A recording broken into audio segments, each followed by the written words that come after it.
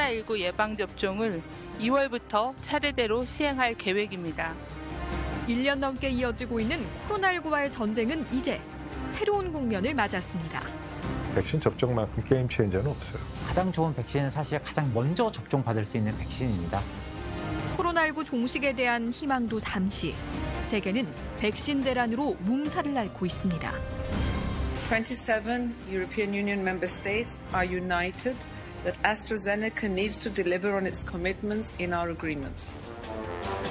지금껏 한 번도 해보지 않은 초저온 유통. 여기에 변이 바이러스도 새로운 변수입니다.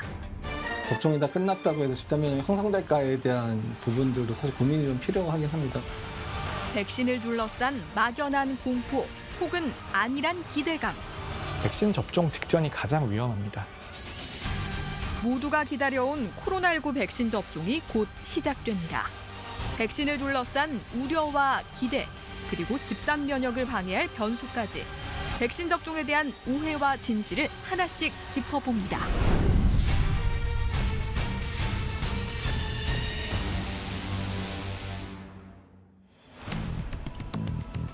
서울 국립중앙의료원 이전 부지에 마련된 코로나19 중앙예방접종센터. 초저온 냉동고에 보관 중이던 백신이 이송 상자에 담겨 옮겨집니다. 그 시각 접종 대상자들이 차례로 입장해 예진표를 작성하고 접종 방법을 안내받는데요. 냉장고에서 미리 해동해둔 백신은 식염수와 함께 주사기에 소분한 후 접종합니다.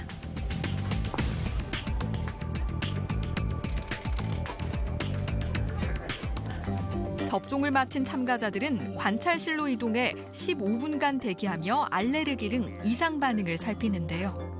관찰실에 계시는 동안 혹시 불편한 증상이 있으시면 손들어서 저희한테 알려주시면 저희가 확인하고 조치할 거예요. 이곳은 26일부터 코로나19 국내 첫 백신 접종이 이루어질 곳입니다. 실제 접종 시 발생할 수 있는 다양한 상황에 대비하기 위해서 실제 상황처럼 모의 훈련을 해본 건데요.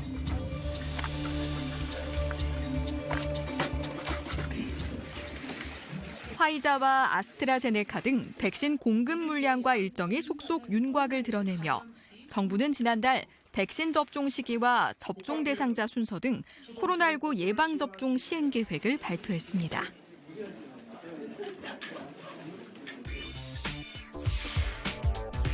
우선 1분기에는 의료진과 요양병원 입소자, 종사자 등 130만 명이 접종을 받게 됩니다.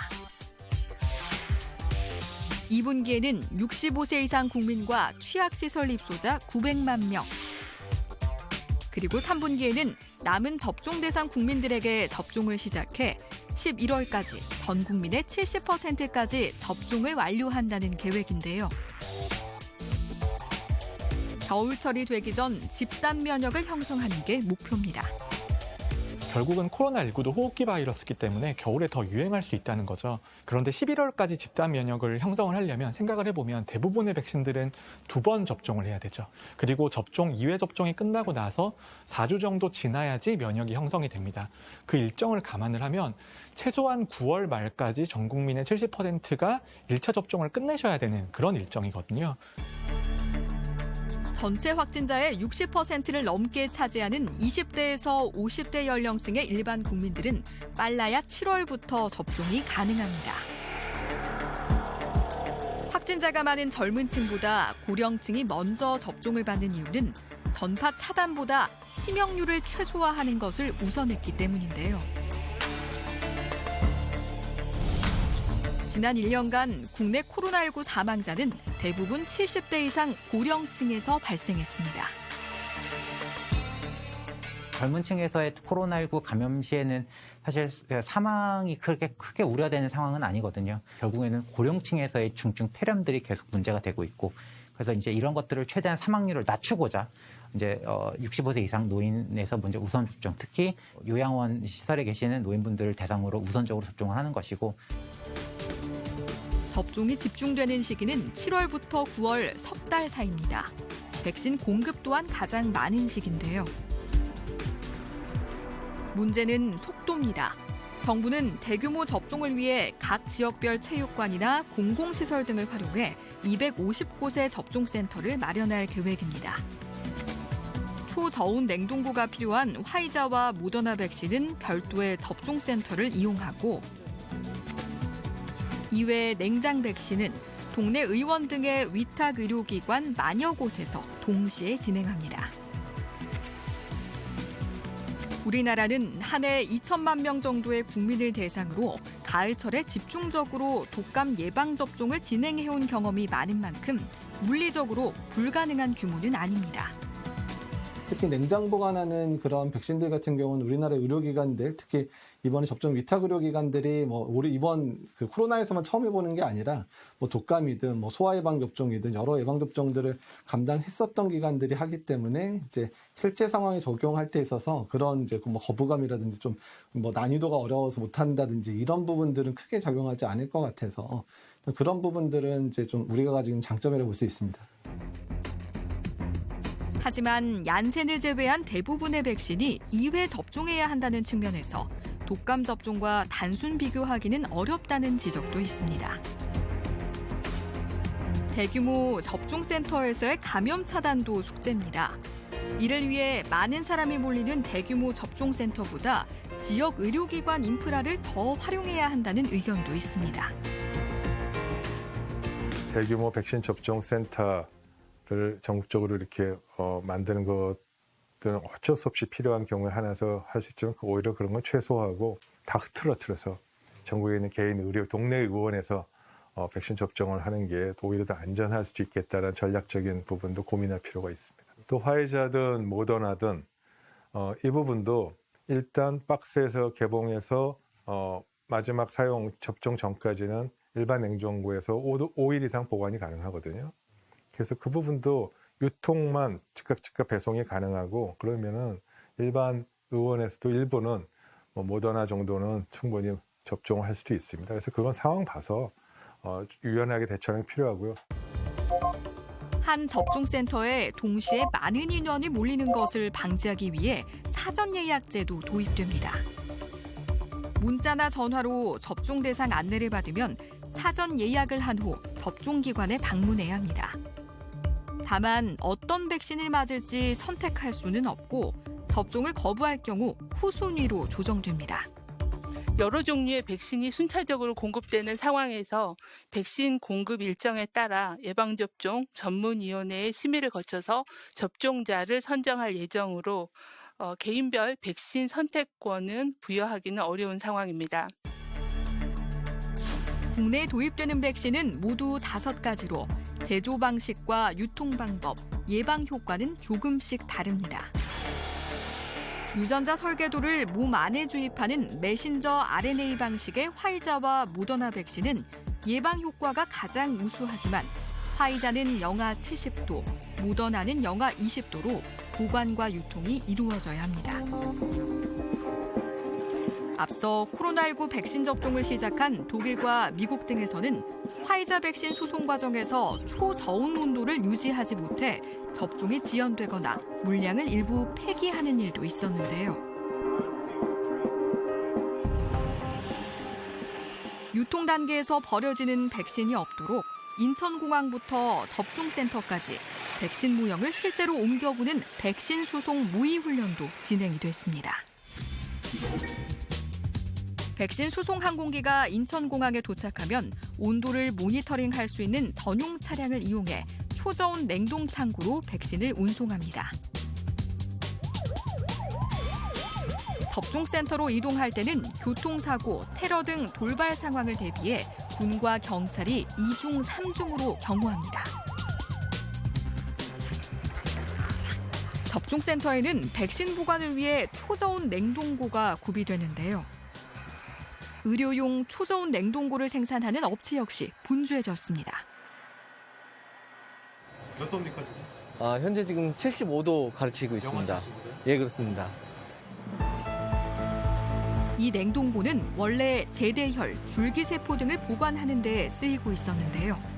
어떠한 경우에도 온도를 유지하는 게 핵심 기술입니다. 특수 이중 열교환 방식을 좀 갖고 있어요. 두 개의 이제 그 심장이 있다고 보시면 될 것 같아요. 예. 심장이 두 개 있는 예, 심장이 두 개가 있고 그 중에 하나가 이제 고장 나더라도 하나가 리커버리가 돼서 마이너스 70도까지 온도를 계속적으로 유지할 수 있는 기능을 탑재하고 있는 장비입니다. 예. 냉동고 한 대당 총 20만 회분의 백신을 보관할 수 있는데요. 초저온 상태를 유지하기 위해 문을 2개 열고 서랍에 뚜껑까지 열어야 백신을 만날 수 있습니다. 이런 형태로 이제 백신이 보관된다고 보시면 되겠습니다. 외부 모니터에는 실시간 온도가 표시됩니다. 온도의 변화도 파악할 수 있는데요. 자칫 소중한 백신이 무용지물이 되지 않도록 철저한 관리가 가능합니다. 냉동고 생산량도 월 300대까지 늘렸는데요. 2월 2일 기준부터 저희가 출하가 지금 시작되고 있는 상태입니다.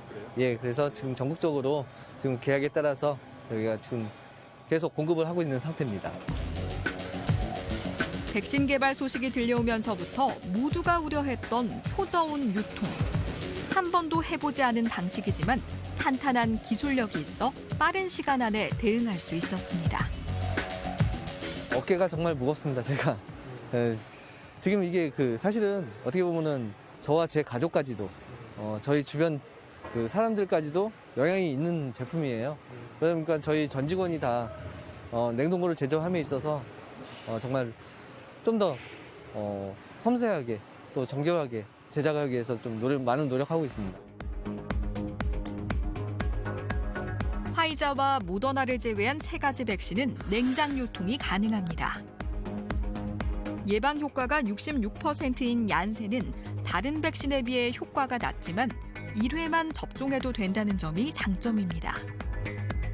기존 백신 제조 방식으로 만드는 노바백스는 높은 안전성이 장점으로 꼽힙니다. 가장 빨리 공급되는 백신은 26일 접종을 시작하는 아스트라제네카 백신입니다.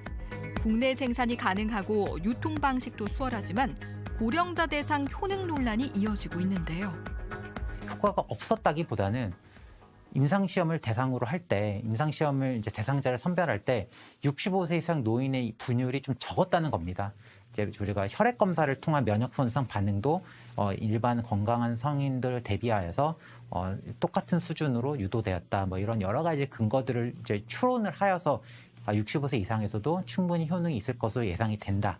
이런 논지로 국내에서도 그리고 미국, 유럽에서도 현재 승인을 받은 바 있습니다. 지난 10일 식품의약품안전처는 아스트라제네카 백신에 대한 최종 점검 위원회에서 연령 제한 없이 사용을 허가했습니다. 그간의 자문 결과와 동일하게 효능, 효과는 65세 이상을 포함한 18세 이상으로 허가하기로 하였습니다. 다만 사용상 주의사항에 65세 이상의 고령자에 대한 사용은 신중하게 결정해야 한다는 기재사항을 추가하기로 하였습니다. 각 백신별로 장단점은 각각 다르지만 5가지 백신 모두 WHO에서 권고하는 유효성 기준 50%를 상회합니다. 현재까지는 백신의 효능을 일률적으로 줄을 세워 평가할 수 없다는 게 전문가들의 공통된 목소리입니다.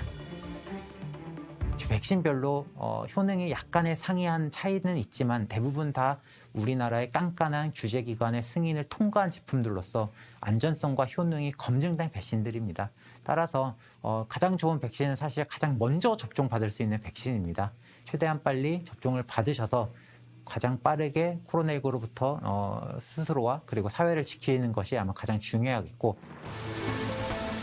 문제는 당초 계획대로 백신 공급이 제때 이루어지느냐 하는 겁니다.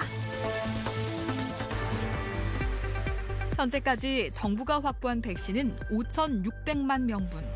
계약 추진 중인 노바백스 백신 2천만 명분을 합치면 모두 7,600만 명분입니다. 접종 가능 인구의 2배가 넘는 물량인데요.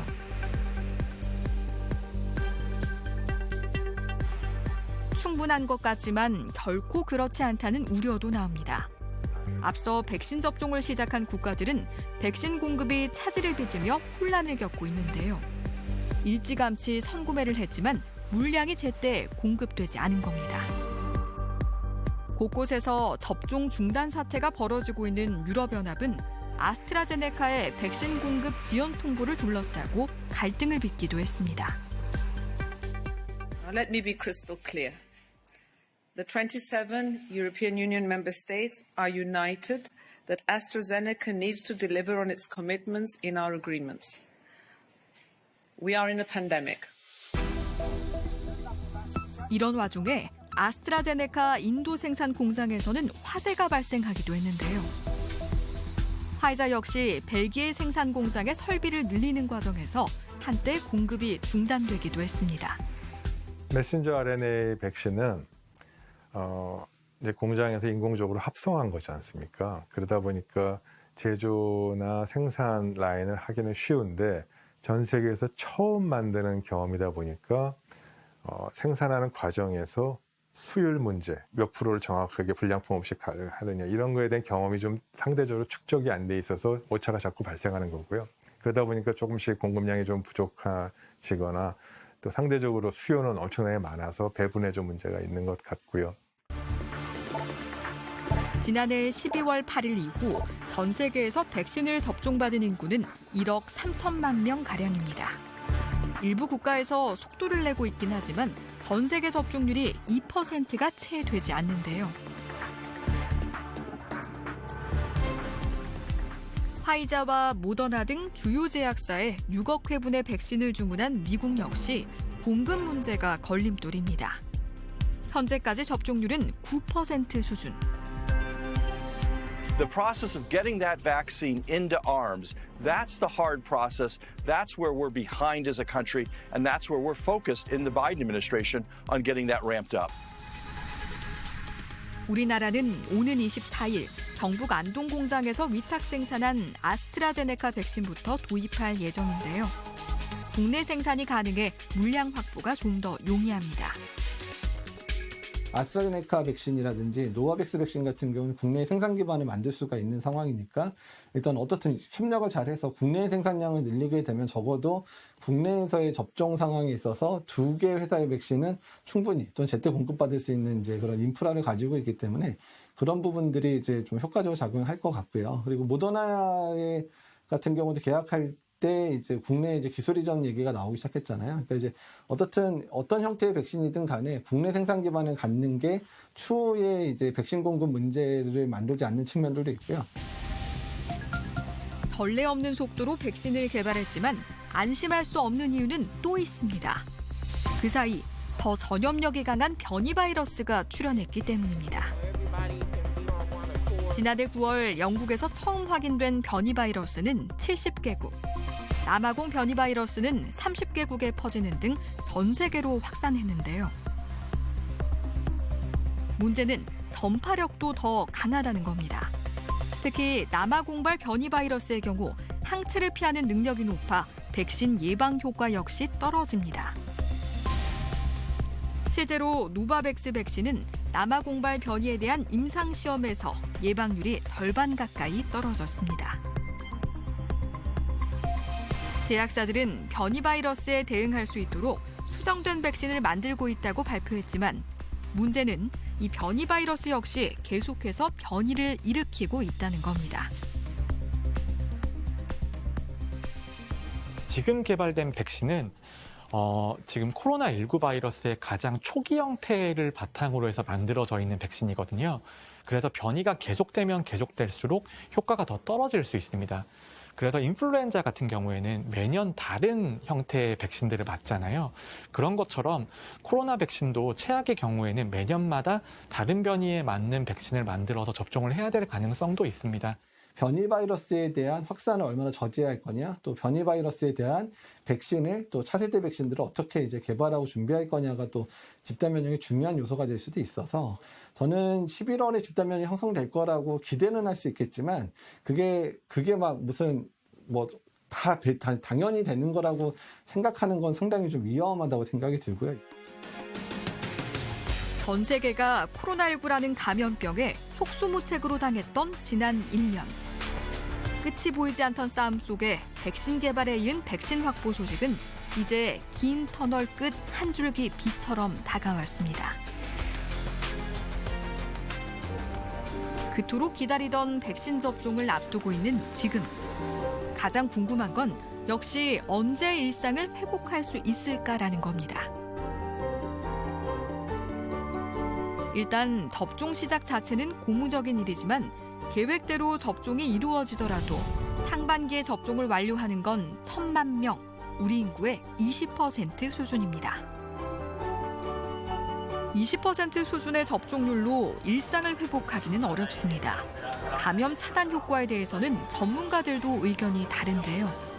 저는 5월이나 이제 2분기가 지나가면 사망자 숫자는 굉장히 줄어들 수 있다고 생각합니다. 이미 위험한 집단들에 대해서는 우리가 어느 정도 보호를 하고 있기 때문에 사망률은 줄어들 가능성이 있는데요. 그런데 확진자 숫자가 줄지는 않을 겁니다. 외국 사례를 보면 이스라엘 같은 경우에는 20%까지 도달할 때까지는 확진자 숫자가 그렇게 줄어들어 보이진 않았거든요. 그런데 우리가 2분기까지 접종하는 사람들이 인구의 20%가 안 됩니다. 그래서 확진자 숫자가 줄어들지에 대해서는 저는 좀 부정적으로 보고요.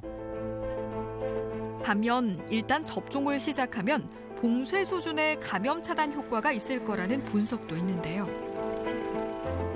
거리두기의 봉쇄 수준에 해당하는 게 30에서 40% 정도 사람이 멈추는 거예요. 나머지 필수 인원은 움직여야 되니까.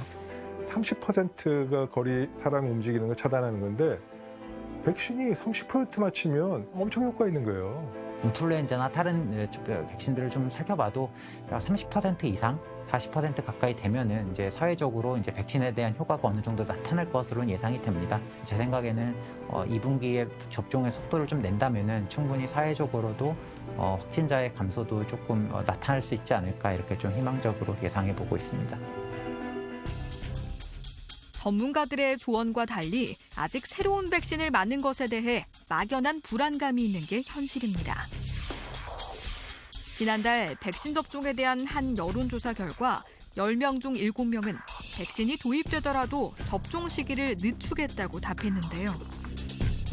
백신의 효능과 부작용 등에 대해 투명하게 공개하고 국민들의 불신을 해소하기 위한 소통 노력 역시 매우 중요합니다. 근데 좀 재밌는 사실들이 하나 있는데요. 사실 프랑스도 그렇고 미국도 그렇고 접종이 시작되기 전까지 난 접종하겠다고 이제 했던 사람들이 프랑스는 50%밖에 안 됐고요. 미국은 한 70%밖에 안 됐거든요. 근데 접종하는 과정 중에서 주변의 사람들이 접종을 했는데 특별한 문제 없이 접종을 하는 것들을 보게 되니까 수용성이 계속 올라가고 있어요. 미국도 한 80%. 심지어 프랑스는 50%도 안 됐던 국가가 한 70% 정도까지 접종하겠다는 인구가 늘어가고 있어서 이제 이런 부분들은 이제 접종이 제대로 이루어지고 있고 안전하게 이루어지는 게 이제 보여지기 시작하니까 주변에 이제 망설이는 분들도 접종에 이제 동참하게 되는 상황들이 발생을 하기 때문에 이제 그런 부분이 상당히 중요하다는 겁니다. 2월까지 거의 1억 명에 가까운 사람들이 먼저 접종을 했을 겁니다. 이미 접종량이 우리나라 인구보다 많은 상태이고요. 그 사람들을 관찰했을 때 특별한 부작용은 나타나지 않았습니다. 결국은 우리가 백신의 단기 안전성은 현실 세계에서 이미 증명이 돼 있습니다. 코로나19의 피해와 백신으로 인해서 생길 수 있는 매우 작은 가능성을 선택을 하는 건데 당연히 저는 백신을 선택하셔야 된다고 봅니다. 막연한 불안도 위험하지만 안일한 기대 역시 경계해야 합니다. 아직 우리는 코로나19와의 싸움에서 첫걸음도 떼지 못했는데요. 접종이 시작되더라도 당장은 달라지는 것이 없습니다. 사람들이 백신이 이제 접종이 시작되면 많이 이완이 되거든요. 지금 백신까지 나왔는데 뭐 다 접종도 시작됐는데 유행 이제 잡은 거 아니야라고 얘기를 하지만 실제 유행이 감소하기까지는 적어도 최소한 6개월, 길게는 1년 정도의 시간이 더 남아있기 때문에 그 간에 얼마나 백신 접종도 충분히 하고 또 우리가 그런 새로운 유행이 생기지 않도록 얼마나 노력하는지 이 두 가지 노력이 동시에 진행되지 않으면 상당히 어려운 시간을 보낼 수도 있다는 것을 이제 기억을 해야 됩니다. 모두가 기다려온 소중한 일상의 회복. 이제 백신이라는 무기가 생긴 만큼 다시 한번 다 함께 힘을 합쳐야 할 때입니다. 2021년에는 사실 2020년처럼 끝이 보이지 않는 코로나19라는 어떤 긴 이제 터널보다는 적어도 우리가 가야 될 곳이 어디인가를 그 긴 터널의 끝을 알 수 있는 어떻게 해준 백신이라고 생각합니다. 국민분들께서도 좀 백신 접종에 좀 적극적으로 동참해 주시면 코로나19 종식이 오히려 더 빨리 될 수 있는 날이 오지 않을까 이렇게 긍정적으로 예상하고 있습니다.